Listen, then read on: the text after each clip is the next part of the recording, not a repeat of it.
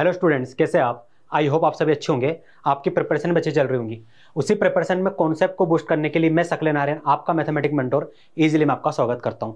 सो यहाँ पर हम क्या कर रहे थे सर? यहाँ पर हम क्लास 11 का चैप्टर था हमारा कॉम्प्लेक्स नंबर, उसको डिस्कस कर रहे थे। कॉम्प्लेक्स नंबर हमने क्या क्या पढ़ लिया सर? हमने कॉम्प्लेक्स नंबर का रिप्रेजेंटेशन पढ़ा था। रिप्रेजेंटेशन मतलब किस तरीके से उसे रिप्रेजेंट किया जाता है, जैसे a plus iota b, m plus iota times of n, x plus iota times of y। इस तरीके के कुछ रिप्रेजेंटेशन होते हैं। मतलब एक तरीके से कॉम्प्लेक्स नंबर को पहचानना कि कोई नंबर कॉम्प्लेक्स नंबर है या नहीं, हम कैसे आइडेंटिफाई करेंगे। जैसे रियल नंबर आप आइडेंटिफाई कर सकते हो, वैसे कॉम्प्लेक्स नंबर कैसे आइडेंटिफाई करेंगे ये मैं आपको ऑलरेडी सिखा चुका हूँ। फिर हमने क्या करा था सर? हमने कुछ प्रॉपर्टी पढ़ी थी एल्जेब्रिक, है ना। उस एल्जेब्रिक प्रॉपर्टी को हमने अप्लाई किया था कॉम्प्लेक्स नंबर में, और अप्लाई करने के बाद उसका जनरल फॉर्म भी देखा था कि उस एल्जेब्रिक ऑपरेशन का जनरल फॉर्म जो था, जैसे Z1 plus Z2 plus Z3 up to Zn, इस तरीके जो भी ऑपरेशन थे सारी चीज़ें हम देख चुके थे। फिर हमने एम्पलीट्यूड पढ़ा, आर्गुमेंट पढ़ा, ठीक है।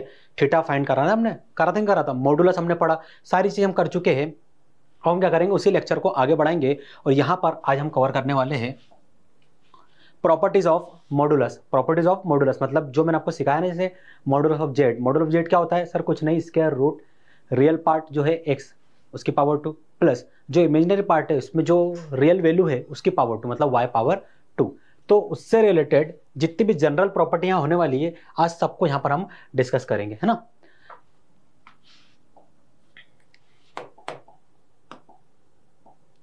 देखिए क्या गिवन है आपको, argument of Z1 into Z2।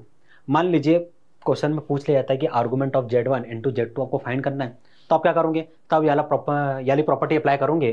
क्या वो होता है इसकी value? Argument of Z1 plus argument of Z2 plus 2 times of k पाई। यहाँ पर k क्या रहेगा सर? इंटीजर रहेगा। क्या रहेगा? इंटीजर रहेगा। तो argument of Z1 into Z2 किसके इक्वल होगा सर? ये हो जाएगा argument of Z1 plus argument of Z2 plus 2k pi, 2k पाई के इक्वल होगा। अब यदि मैं पूछूं कि सर जनरल फॉर्म क्या होगा, तो आप बोलोगे सर जनरल फॉर्म मतलब, अरे भाई अभी तो हमने 2 के लिए निकाला, Z1 Z2 के लिए। अब मैं बोलूँ Z1 Z2 Z3 तीनों का डॉट प्रोडक्ट है, उसका आर्गुमेंट निकालो। या फिर Z1 Z2 Z3 into Z4 4 complex number का प्रोडक्ट है, उसका आर्गुमेंट निकालो। या फिर n है, जैसे Z1 Z2 Z3 up to Zn, ये क्या है? Zn है, इसे आप करेक्ट कर लेना।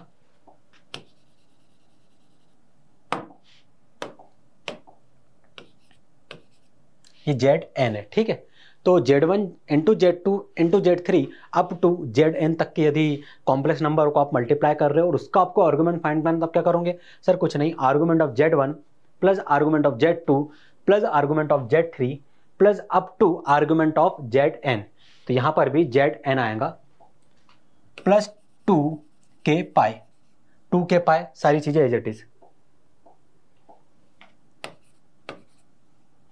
ठीक है। और मैं बोलूंगा कि भैया यहाँ पर k की वैल्यू क्या होगी, तो आप कहेंगे सर k जो रहेगा वो इंटीजर से बिलोंग करेगा। क्या करेगा? k जो रहेगा वो इंटीजर से बिलोंग करेगा। तो पहली प्रॉपर्टी आई होप आपको समझ में आ गई होंगी।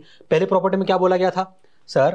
पहली प्रॉपर्टी में हमारे पास था कि argument of Z1 into Z2 किसके इक्वल होगा भैया सर? ये होगा argument of Z1 plus argument of Z2 plus 2k पाई के इक्वल होगा। और यहां पर k की वैल्यू सर जो रहेंगी वो बिलोंग करेंगी i, कैपिटल I, मतलब इंटीजर से बिलोंग करेंगी। अब यदि मैं आपसे पूछता हूं कि भैया इसका मुझे जनरल फॉर्म लिख के दिखा दो, तो क्या आप जनरल फॉर्म लिख दोगे? हाँ सर, अब हम लिख सकते हैं जनरल फॉर्म। जनरल फॉर्म बहुत आसान है, argument of Z1 into Z2 into Z3 into Z4 up to Zn। यदि सर ये ऐसा दे दिया जाए तो यहां पर हम क्या करेंगे? Argument of Z1 plus argument of Z2 plus argument of Z3 plus कहां जाएगा ये सर? आर्गुमेंट ऑफ Z4 भी आएगा प्लस आर्गुमेंट ऑफ Z5 भी आएगा। अब सारी वैल्यू तो हम लिख नहीं सकते, तो यहां पर हम dot dot dot 3 dot represent करेंगे और आगे लिख देंगे आर्गुमेंट ऑफ Zn, ठीक है। क्या इतना ही था? नहीं सर, इतना नहीं था, इसके आगे था 2 टाइम्स ऑफ k पाई। क्या था? 2 टाइम्स ऑफ k पाई के इक्वल, सॉरी प्लस में था, 2 times of k pi plus में था यहाँ पर। राइट हैंड साइड में। तो यहाँ पर k क्या है सर, k जो रहेगा वो इंटीजर रहेगा। क्या रहेगा, k क्या रहेगा सर, इंटीजर रहेगा। तो जनरल फॉर्म आपने लिख लिया। तो ये थी पहली प्रॉपर्टी। देखिए दूसरी प्रॉपर्टी में आपको क्या बोला गया, argument of Z1 divide by Z2। क्या करोगे इसमें सर, कुछ नहीं, argument of Z1 minus argument of Z2 plus 2 times of k पाई, और यहां पर k हमको पता है इंटीजर है। ठीक है, क्या है k, क्या है इंटीजर है। सेकंड प्रॉपर्टी क्या बोली गई है, argument of Z1 divided by Z2 किसके इक्वल होगा सर, तो आप बोलेंगे सर ये हो जाएगा argument of Z1 minus argument of Z2 plus 2k pi where k belong to integer. Sir एक मिनट, यदि हम इसको देखें तो सारी की सारी जो प्रॉपर्टी है वो लॉग से मैच नहीं हो रही क्या, मैच हो रही है क्या लॉग से, चेक करके देखते हैं। लॉग m इंटू एन क्या होता था सर, ये हमें पता है, ये होता था log m plus log n।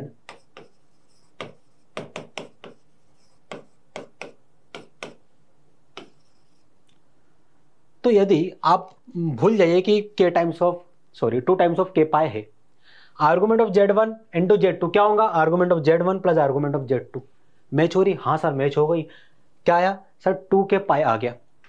In general यदि मैं करूं तो इन जनरल लॉग की प्रॉपर्टी भी क्या होती है सर, यही होती है, बस अगर इसको हटा दे तो पूरी पूरी लॉग से मैच हो रही पहला वाला। तो याद रखने के लिए आप ये लॉजिक याद रख सकते हैं कि लॉग वाली प्रॉपर्टी अप्लाई करनी है, साथ में लास्ट में 2k पाई ऐड कर देना है। सर यहाँ भी लॉग की प्रॉपर्टी अप्लाई हो रही है, हाँ भैया यहाँ भी हो रही है, क्योंकि आपको पता है log m divide by n क्या होता है ये sir, log m divide by n is equal to होता है log m minus log n। तो यहां तक तो सारी चीजें सर लॉग की तरह बिहेव कर रही है, लास्ट में 2k पाई बस हमें ऐड करना है, और k क्या है यहाँ पर सर, k जो है वो इंटीजर है। ठीक है, यहां देखिए argument of z divide by z conjugate, क्या बोला गया है, argument of z divided by z conjugate. तो यहां पर क्या होगा, 2 times of argument of z हो जाएगा प्लस 2k पाई आएगा, क्या आएगा प्लस 2k पाई आ जाएगा। तो इस चीज का आपको विशेष ध्यान रखना है। आगे बढ़ते हम, फोर्थ नंबर की प्रॉपर्टी देखिए क्या बोला गया है, argument of z power n। Sir ये फिर से ने लॉग की तरह बिहेव किया, n times of argument z। क्यों भाई, लॉग की तरह कैसे बिहेव कर दिया इसने, देखिए कैसे बिहेव कर रहा है लॉग की तरह ये। सर फोर्थ प्रॉपर्टी में हमारे पास था, फोर्थ प्रॉपर्टी हमारे पास थी argument of z power n किसके इक्वल हो जाएगा सर, ये हो जाएगा n times of argument z। क्या होगा, n times of argument z। हाँ सर ये हो गया। क्या इतना ही था क्या ये, नहीं सर, यहां पर यदि हम देखें तो 2k पाई को भी ऐड करना है। ठीक है भाई, 2k पाई को ऐड कर दीजिए, where k belong to integer. अब यदि मैं बोलूं कि ये लॉग की तरह बिहेव कर रहा है, और लॉग की कौन सी प्रॉपर्टी लग रही है यहां पर, तो आप कहेंगे लॉग m पावर n लग रही है सर। इसे हम लिख सकते हैं n times of log m। So argument की जो प्रॉपर्टी है इसको याद रखने के लिए लॉगरिथम वाला लॉजिक आप यूज कर सकते हैं, है ना। वैसे लॉग की प्रॉपर्टी को पूरी तरीके से ये फॉलो नहीं करता है, लेकिन हाँ याद करने के लिए कि हाँ भाई ये हमको याद रहेगा कि argument of z power n is equal to n times of argument z होता है। हमने लॉजिक लगाया लॉग m पावर n होता है, n times of log m होता है। तो लॉग वाली प्रॉपर्टी की तरह ये बिहेव कर रहा है, तो इस तरीके से बिहेव करवाएंगे इसको, लास्ट में 2k पाई को बस ऐड कर देना है आपको। ये हो गया, फोर्थ नंबर की प्रॉपर्टी आपको हो गई।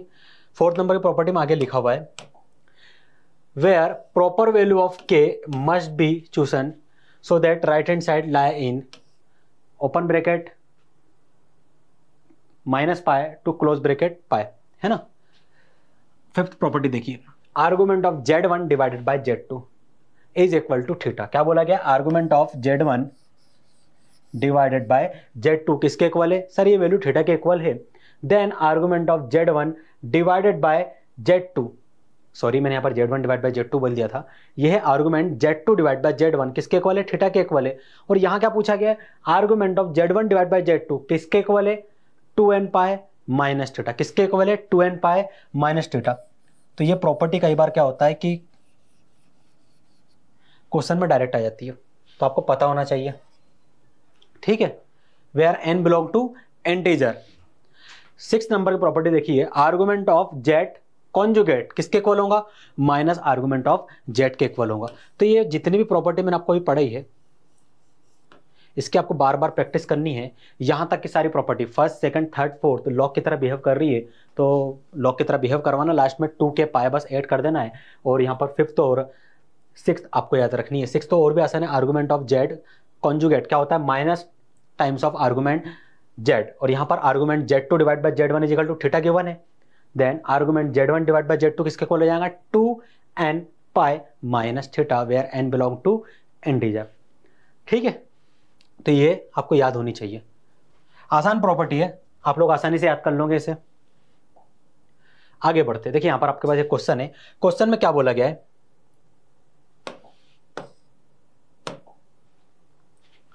If argument of z1, argument of z1 किसके इक्वल गिवन है, 17 पाई divide bye 18। Argument of z1 given है हमें 17 पाई divide bye 18 and argument of z2 sir हमें गिवन है 7 पाई डिवाइडेड बाय 18। ये दो वैल्यू हमें गिवन है। Find the principal argument, principal argument find करना है of z1 into z2 and z1 divided by z2। तो सबसे पहले हम इसका फाइंड करेंगे, क्या, प्रिंसिपल आर्गुमेंट, फिर फाइंड करेंगे z1 डिवाइड बाय z2 का प्रिंसिपल आर्गुमेंट्स। तो यहाँ सॉल्यूशन गिवन है, सॉल्यूशन में लिखा है क्या फाइंड करना है, सर हमें argument z1 into z2 find करना है। मैंने फॉर्मूला लिखवाया था क्या, हाँ सर इसका फॉर्मूला आपने लिखवाया था, argument z1 plus argument z2 plus 2k पाई, 2k पाई। तो ये फॉर्मूला हम ऑलरेडी पढ़ चुके। आर्गुमेंट z1 इसकी वैल्यू आपके पास है, हाँ सर है, गिवन है 17 पाई डिवाइड बाय 18, लिख लीजिए। आर्गुमेंट ऑफ z2, हाँ सर इसकी वैल्यू भी हमें गिवन है, भी ये भी लिख लीजिए, क्या वैल्यू है, 7 पाई डिवाइड बाय 18 प्लस 2k पाई। अब यहां पर आप क्या करोगे, सर यहां हम ले लेंगे एलसीएम। तो यहां मैं एलसीएम लेके दिखाता हूं, डायरेक्ट लिख दिया इन्होंने। एलसीएम देखिए, आप एलसीएम लेंगे तो एलसीएम क्या आएगा, सर एलसीएम आ जाएगा 18। तो यहां पर एलसीएम आ गया 18। न्यूमरेटर क्या बनेगा, सर 17 पाई के यदि डिनोमिनेटर में देखो तो 18 है, इस 18 को इस 18 से डिवाइड करेंगे, क्या मिलेगा 1, 1 को मल्टीप्लाई कर देंगे सेकंड न्यूमरेटर से, मतलब 17 पाई से क्या मिला 17 पाई, प्लस 7 पाई के डिनोमिनेटर में क्या है 18, इस 18 को इस 18 से डिवाइड करेंगे, क्या मिलेगा 1, 1 मल्टीप्लाई कर देंगे सेकंड न्यूमरेटर के साथ, मतलब 7 पाई के साथ, क्या मिला सर 7 पाई। तो 17 पाई प्लस 7 पाई कितना हो जाएगा 24 पाई डिवाइडेड बाय 18।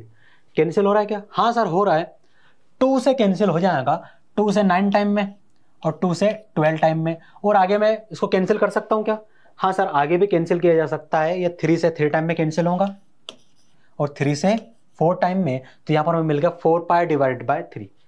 तो 4 पाई डिवाइडेड बाय 3 इन्होंने डायरेक्ट लिख दिया था, है ना। ये आ गया आपके पास 4 pi divide by 3 plus 2k pi as it is. तो यहां पर आप क्या करोगे बताइए, सर सबसे पहले k की वैल्यू हम -1 पुट कर देंगे, ठीक है भाई। k की वैल्यू जैसे -1 पुट करेंगे क्या मिलेगा आपको, सर 4 पाई डिवाइडेड बाय 3, ठीक है 4 पाई डिवाइड बाय 3 माइनस 2 पाई। अब यहां पर आपको एलसीएम लेना है,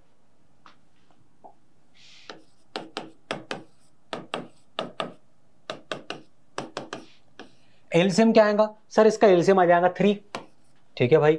इसका डिनोमिनेटर में क्या है 1, अब इस 3 को इस 3 से डिवाइड करेंगे, क्या मिलेगा 1, 1 मल्टीप्लाई होगा इसी के न्यूमरेटर के साथ, मतलब 4 पाई के साथ, क्या मिला 4 पाई, माइनस इस 3 को डिवाइड करेंगे इस 1 से, क्या मिलेगा सर 3 मिल जाएगा, 3 मल्टीप्लाई होगा 2 पाई से, क्या मिलेगा आपको सर 6 पाई। सो 4 पाई माइनस 6 पाई किसके इक्वल होगा, सर ये हो जाएगा -2 पाई के इक्वल, और यहां पर हमें मिल जाएगा 3, तो ये हो जाएगा -2 पाई डिवाइडेड बाय 3 के equal, -2 pi divided by 3। Check करिए, हाँ सर -2 पाई डिवाइडेड बाय 3 हमें ये वैल्यू मिल गई। अब हमने पहला वाला तो सर फाइंड कर लिया आर्गुमेंट z1 इंटू z2 की वैल्यू, देन हमें एक और वैल्यू फाइंड करनी थी argument z1 divided by z2 की।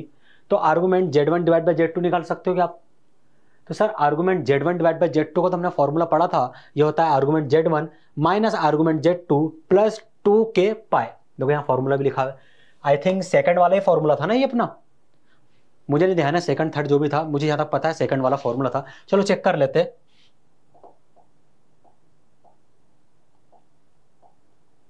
हाँ सेकंड वाला फॉर्मूला था, क्या था, argument Z1 divide by Z2, sir ये होता है argument Z1 minus argument Z2 plus 2k pi where k belong to integer.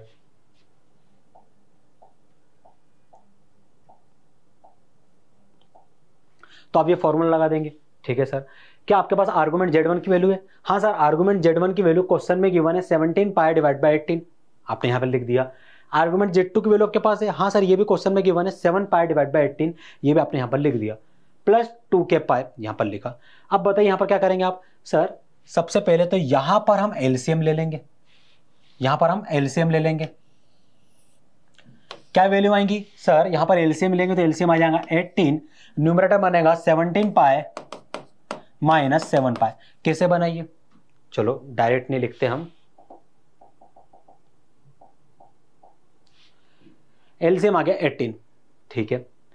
अब इस 18 को इस 18 से डिवाइड करेंगे, क्या मिलेगा? 1 मल्टीप्लाई होगा इसी के न्यूमरेटर मतलब 17 पाई के साथ, तो क्या मिला आपको सर? 17 पाई मिल गया माइनस, अब इस 18 को इस 18 से डिवाइड करेंगे, क्या मिलेगा आपको? सर फिर 1 मिल जाएगा हमें, 1 को माइनस 7 पाई से मल्टीप्लाई करेंगे तो क्या मिलेगा सर? फिर से मिल जाएगा हमें माइनस 7 पाई, तो यहाँ पर आ गया माइनस 7 पाई। अब बताइए 17 पाई माइनस 7 पाई क्या मिलेगा सर? 10 पाई मिल जाएगा हमें। 2 से कैंसिल हो रहा है, हाँ सर हो रहा है, 9 टाइम में 5 टाइम में,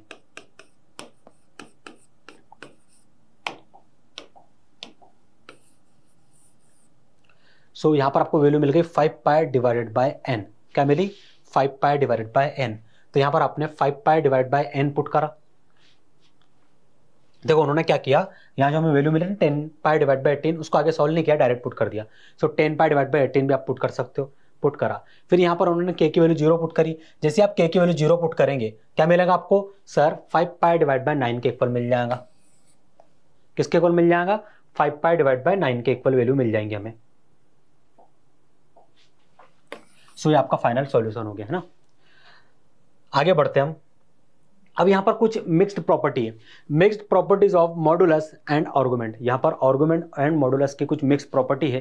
तो यहां देखिए क्या बोला गया है, मॉडुलस Z1 प्लस Z2 किसके इक्वल होता है सर? ये होता है modulus Z1 plus modulus Z2। अगर ये इसके इक्वल है therefore argument Z1 argument Z2 के इक्वल होगा। क्या बोला गया है सर? प्रॉपर्टी में यह बोला गया है मॉडुलस Z1 प्लस Z2, या फिर आप ये बोल सकते हैं Z1 plus Z2 whole modulus किसके इक्वल होगा? Modulus Z1 plus modulus Z2। हाँ सर ये हमने लिख दिया। आगे कुछ था? नहीं सर ये इतना ही था। अगर ये इक्वल है देयरफॉर क्या होगा? अगर ये इक्वल है तो देयरफॉर आर्गुमेंट Z1 किसके इक्वल होगा सर? आर्गुमेंट Z1 इक्वल हो जाएगा आर्गुमेंट Z2 के। एंगल की बात हो रही है, ठीक है, एंगल की बात हो रही है, दोनों एंगल इक्वल होंगे, तो ये आपको ध्यान रखना है। अब यहां देखिए Z1 Z2 होल मॉडुलस किसके इक्वल है? Z1 modulus minus Z2 modulus. अगर ये कंडीशन आपको दे दी गई therefore argument Z1 minus argument Z2 किसके इक्वल हो जाएगा सर? ये पाई के इक्वल हो जाएगा।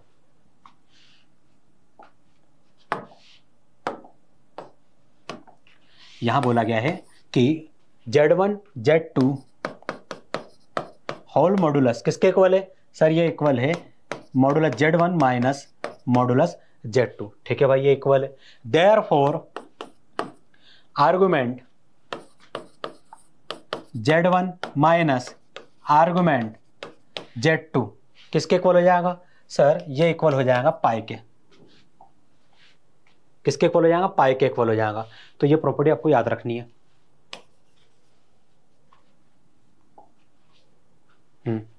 ठीक है आगे बढ़ते हैं हम।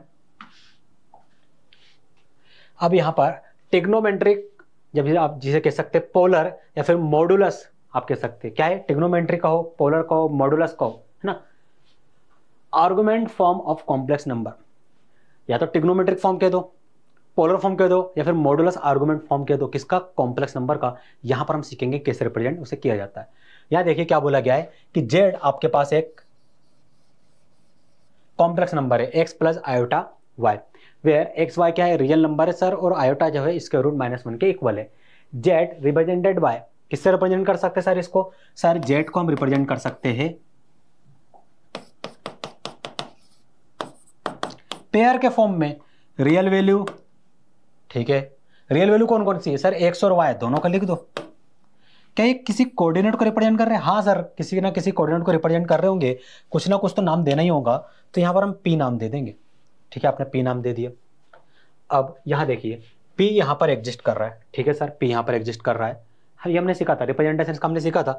ये ओरिजिन है, ये पी यहां पर है, और ये क्या हो रहा है, जो आपका कॉम्प्लेक्स नंबर है वो क्या कर रहा है, रियल एक्स के साथ थीटा एंगल बना रहा है। कितना, थीटा एंगल। तो ये थीटा एंगल बना लिया इसने, ठीक है। ये वैल्यू आ गई, रियल एक्सेस, इमेजिनरी एक्सेस, ये पी पॉइंट है, ये ओरिजिन है। यहां से यहां तक के जो डिस्टेंस रहेंगे सर वो किसके इक्वल रहेंगे, आर, मतलब मॉडुलस जेड, या फिर आप कह सकते हो distance between O to P. क्या बोल सकते हो, distance between O to P. ये हो गया। अब मुझे बताइए कि यहाँ पर कुछ चीज़ आपको दिख रही है, हाँ सर दिख रही है। यहाँ एक्स तक जाने के लिए यहाँ से यहाँ तक हमें जाना पड़ेगा, जिसे हम एक्स से रिप्रेजेंट करेंगे, फिर वाई में चलना पड़ेगा, हम वाई से रिप्रेजेंट करेंगे। ये स्मॉल एक्स, ये स्मॉल वाई हमने लिख दिया, ठीक है भाई। ये भी हो गया। रियल एक्सेस को कैपिटल एक्स नाम दे दीजिए, इमेजिनरी एक्सेस को कैपिटल वाई नाम दे दीजिए, ठीक है सर। इतना भी हमने कर लिया। अब आगे बढ़ते हैं। देखो आगे उन्होंने क्या किया, उन्होंने क्या किया, एक प्रूफ दिया आपको बाय जियोमेट्रिकल रिप्रेजेंटेशन। क्या, एक मिनट, यहाँ पर थोड़ा सा करेक्शन है, ये थोड़ी टाइपिंग मिस्टेक है, तो इसे आप करेक्ट कर लेना।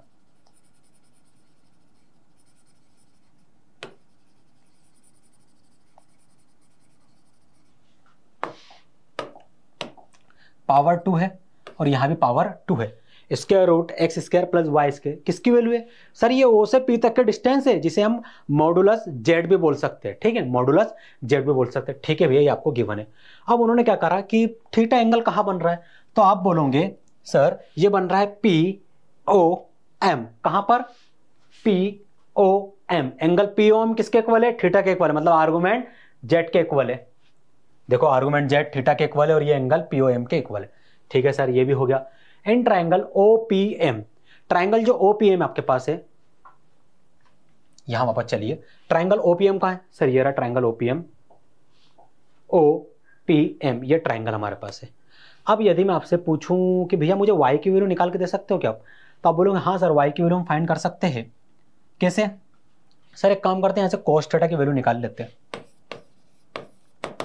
cos थीटा इक्वल टू क्या होगा sir, base divide by hypotenuse.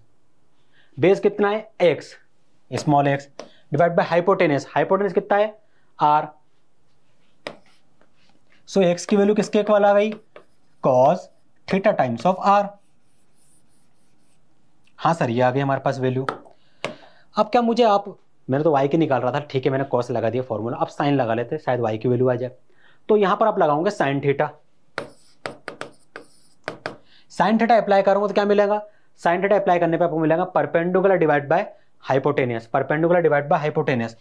So perpendicular कितना है, y divide by hypotenuse. So small y किसके इक्वल मिल जाएगा, r times of sine theta, r times of sine theta आपको मिल गया, ठीक है सर। ये दोनों वैल्यू मिल गई, x की वैल्यू हमें मिल गई, y की वैल्यू हमें मिल गई, ठीक है। क्या यही वैल्यू यहां पर यूज की गई है क्या, देखो सर रिलेट तो नहीं कर पा रहे हम, यहां पर x इज इक्वल टू इन्होंने इस तरीके से लिखा, मैं बोलूंगा ये दोनों ही सेम है, जो मैंने लिखा वो भी। कैसे, x की वैल्यू आई है r times of cos theta, लिखो यहां पर r times of cos theta. हाँ सर हमने लिख दिया। अब मुझे बताइए ये r क्या है, तो आप बोलेंगे सर r और कुछ नहीं, अगर हम फिगर को देखें, ये रहा r क्या है, o से p तक की डिस्टेंस, तो क्या मैं OP लिख सकता हूं क्या, हाँ सर OP लिख सकते हैं। cos theta as it is, x is equal to OP as it is cos, ये थीटा क्या है, आप बोलोगे sir angle POM, angle POM, तो लिख दीजिए एंगल POM इसकी जगह। तो ये वाला तो समझ में आ गया, ये आया यहां पर एंगल POM। सर ये कैसा है, अरे भाई OP क्या है सर ओपी जो है वो ओ से पी तक के डिस्टेंस है, जिसे हम मॉडुलस जेड भी बोल सकते हैं। तो ओपी की जगह में मॉडुलस जेड भी लिख सकता हूं मैं। हाँ सर लिख सकते हैं। आगे कॉस भी लिख सकता हूं। हाँ सर ये भी लिख सकते हैं। और एंगल पीओएम को मैं थीटा बोल सकता हूं। और क्या बोल सकता हूं? आप बोलेंगे सर इसे आर्गुमेंट जेड भी बोल सकते हैं। तो यहां पर आर्गुमेंट जेड भी आ जाएगा। आर्गुमेंट जेड भी आ जाएगा।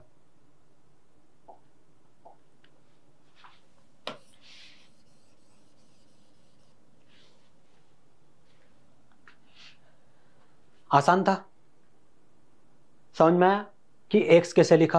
अब y को लिखते हम, सेम प्रॉपर्टी अप्लाई करेंगे, y को लिखेंगे, फिर आगे ये जो फॉर्म है उसको हम इस फॉर्म में रिप्रेजेंट करेंगे। आप बोलेंगे सर ये डायरेक्ट फॉर्म आता नहीं है, मतलब जैसा प्रूफ तो आएगा नहीं, ऑब्वियसली नहीं आएगा, डायरेक्ट क्वेश्चन आएंगे आपके बोर्ड में, फिर इतना क्यों बताया जा रहा है। देखिए क्या हो रहा है कि हम जितना ज़्यादा समय कॉन्सेप्ट समझने में लगाएंगे उतना ही हमारे लिए बेटर होगा कि हमसे क्वेश्चन बन जाए बड़े आसानी से।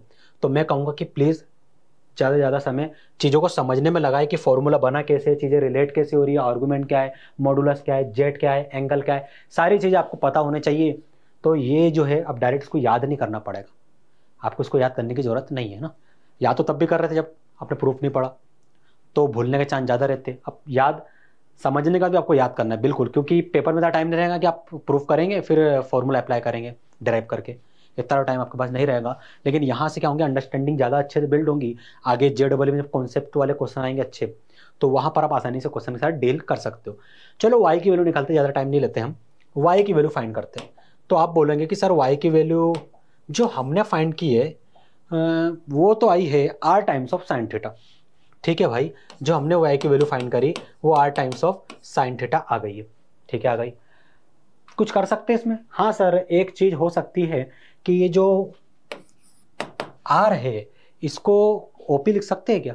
ओ से पी तक की डिस्टेंस ही तो आर है। हाँ भाई लिख सकते हैं, लिख दीजिए n2 साइन थीटा को सर हम एंगल पीओएम भी तो लिख सकते हैं। थीटा एंगल पीओएम के इक्वल है, लिख दीजिए।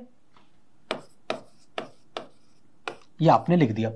सर इसको आगे भी सॉल्व किया जा सकता है। ओपी और कुछ नहीं, आर के इक्वल था। आर किसके इक्वल था sir? Modulus of Z. Modulus Z ही तो रहते हैं, ओपी आर और मॉडुलस जेड सेम ही रहते हैं भाई। तो इसको बोलेंगे आप मॉडुलस जेड। ठीक है सर हमने लिख दिया। n2 साइन एंगल पीओएम को और कुछ लिख सकता हूँ मैं? हाँ सर इसको लिख सकते हैं आर्गुमेंट जेड। थीटा है ना वो एंगल है, आर्गुमेंट जेड मतलब जेड का रियल एक्सेस के साथ एंगल, रियल पॉजिटिव एक्सेस के साथ एंगल। तो यहां पर आ जाएगा argument Z.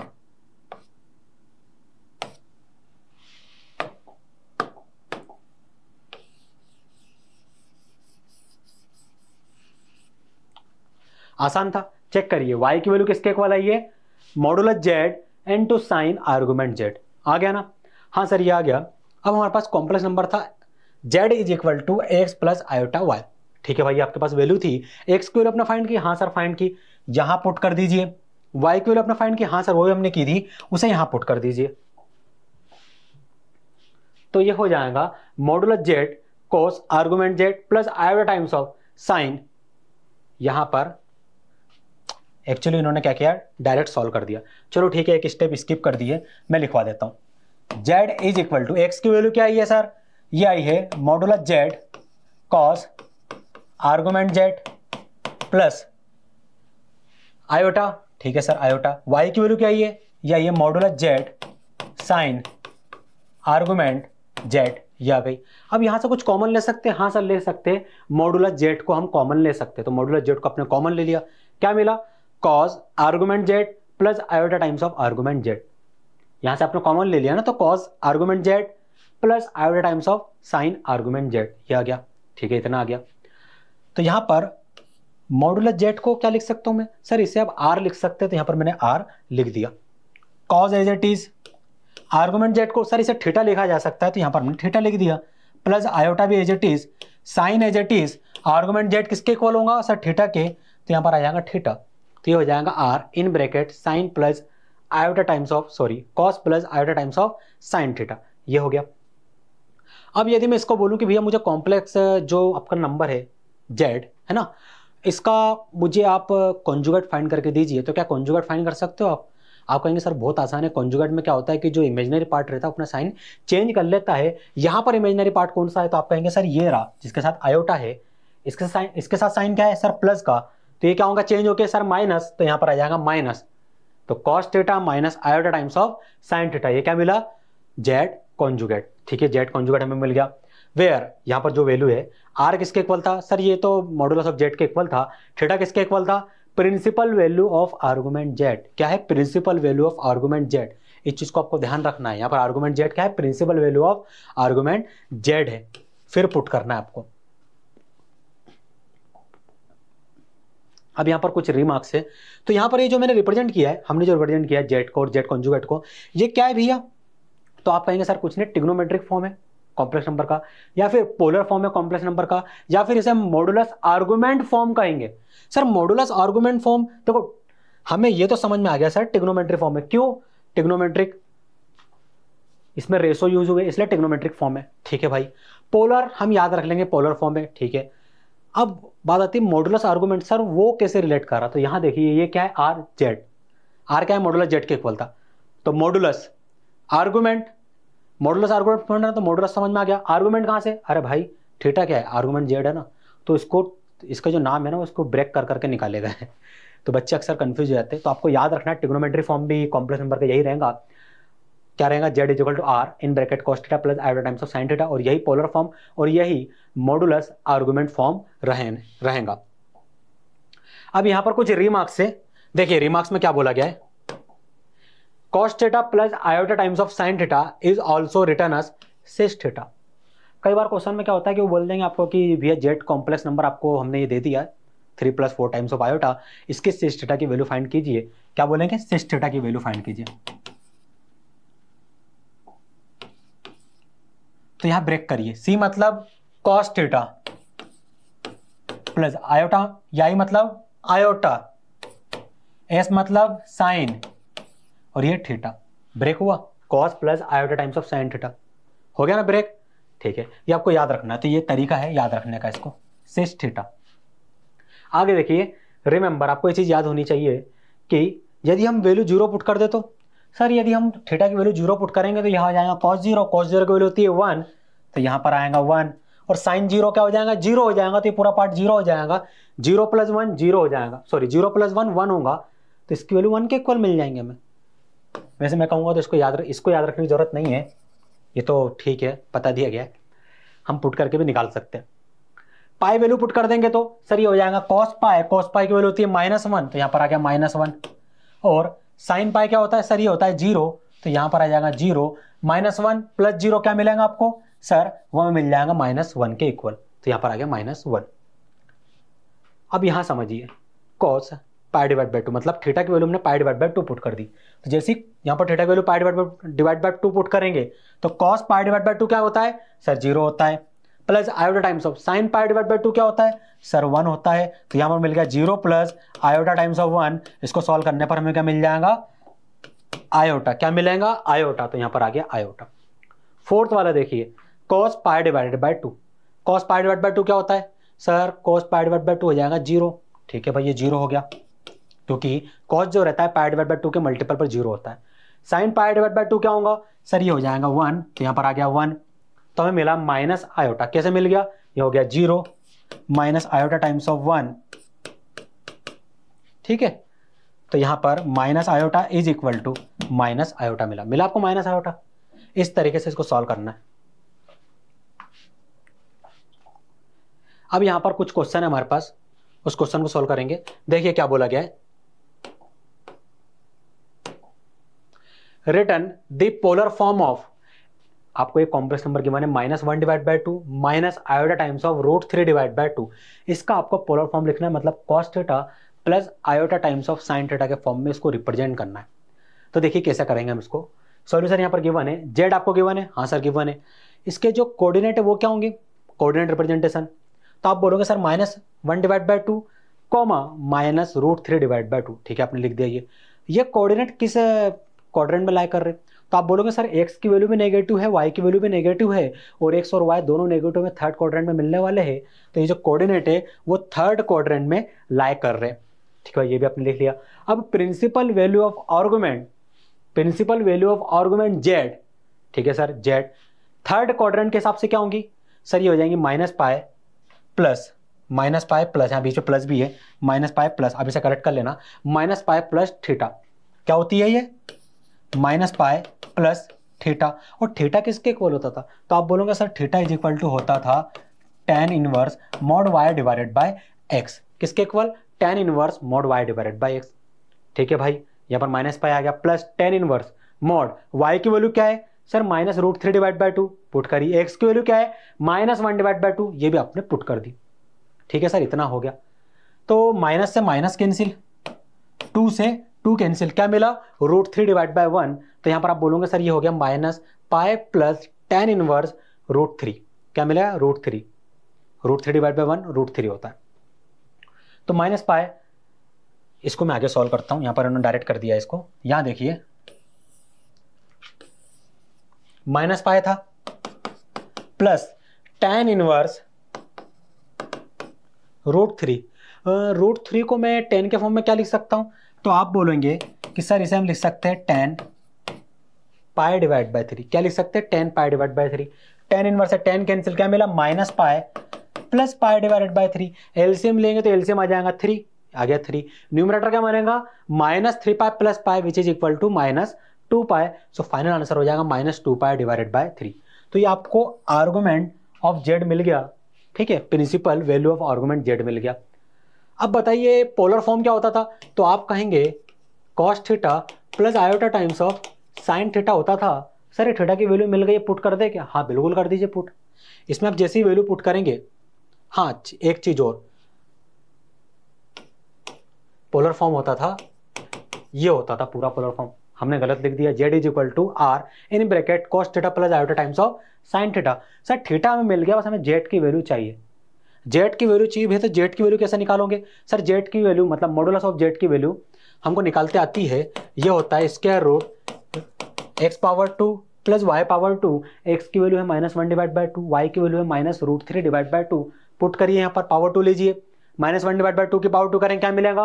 1 divide by 4 plus -√3 divide by 2 की पावर 2 करेंगे तो क्या मिलेगा आपको? सर 3 डिवाइड बाय 4 मिल जाएगा। अब यहाँ पर एलसीएम लोगे तो एलसीएम क्या आएगा सर? 4। न्यूमरेटर क्या बनेगा? 3 + 1 विच इज इक्वल टू 4।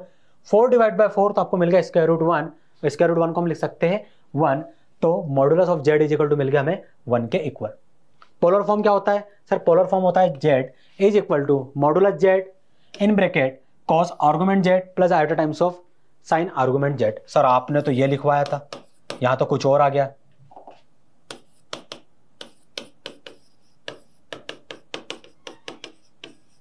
अगर मैं कहूं ये दोनों सेम ही है तो, अरे हमने प्रूफ में देखा था ना भाई, दोनों सेम ही है। तो आर क्या है? आर रिप्रेजेंट कर रहा है मॉडुलस जेड को, तो मॉडुलस जेड की वैल्यू आ गई 1। पुट कर दीजिए 1। सर पुट कर दिया हमने 1। कॉस थीटा की वैल्यू क्या है सर? -2 पाई डिवाइड बाय 3, ये भी पुट कर दीजिए, plus iota times of sign, यहां भी आप थीटा की वैल्यू पुट कर दीजिए, ये आपने पुट कर दिया। तो ये आपका फाइनल सॉल्यूशन होगा। क्या होगा? ये होगा आपका फाइनल सॉल्यूशन। किसका पोलर फॉर्म है ये sir? -1 divide by 2 minus iota times of √3 divide by 2 का ये पोलर फॉर्म है। ठीक है, सारी चीज हमने पढ़ ली। तो यहां पर हमने क्या क्या डिस्कस किया बताओ मुझे, एक बार देख लेते हैं, क्विकली देखते हैं हमने क्या क्या चीजें पढ़ ली। तो आप कहेंगे कि सर हमने आज प्रॉपर्टीज ऑफ मॉडुलस पढ़ा। मॉडुलस, प्रॉपर्टी ऑफ मॉडुलस में हमने आर्गुमेंट Z1 इंटू Z2 की प्रॉपर्टी देखी थी, जो कि होता है argument Z1 plus argument Z2 plus 2 के पाई के इक्वल। और इसका जनरल फॉर्म सर हमने लिखा था argument Z1 into Z2 into Z3 up to Zn। ये होता है sir argument Z1 plus argument Z2 plus argument Z3 plus up to argument Zn plus 2 के पाई। और यहाँ पर k की वैल्यू होती है सर इंटीजर के इक्वल। ठीक है भैया, पहला वाला आपका हो गया। सेकंड वाला बताइए, argument Z1 divide by Z2। Sir ये होता है argument Z1 minus argument Z2 plus 2 के pi where k belong to integer. Argument Z divide by Z conjugate लिख सकते हो? हाँ सर ये भी लिख सकते हैं। ये होता है 2 times of argument Z plus 2 के pi where k belong to integer. इसके हमने प्रूफ भी देखे थे, मतलब रिलेट करके बताया था ना मैंने लॉग के थ्रू। प्रूफ नहीं था वो, लॉग के थ्रू लॉजिक लगा के आपको दिखाया था कि एज अ लॉग की तरह बिहेव करता है प्रॉपर्टी नंबर 4 तक। बस लास्ट में 2 के पाई आपको ऐड करना है। आर्गुमेंट Z पावर n क्या होगा सर? ये हो जाएगा n times of argument Z plus 2 के पाई। Argument Z2 divide by Z1 यदि थीटा के इक्वल गिवन है, then argument Z1 divide by Z2 किसके इक्वल हो जाएगा, 2n pi minus theta, where n क्या रहेगा, इंटीजर रहेगा। आप चाहो तो इनकी जगह k लिख दो, यहां भी आपको k लिखना पड़ेगा, फिर जो आपकी मर्जी है ना। आर्गुमेंट Z कॉन्जुगेट किसके इक्वल होगा sir, minus times of argument Z के इक्वल होगा ये।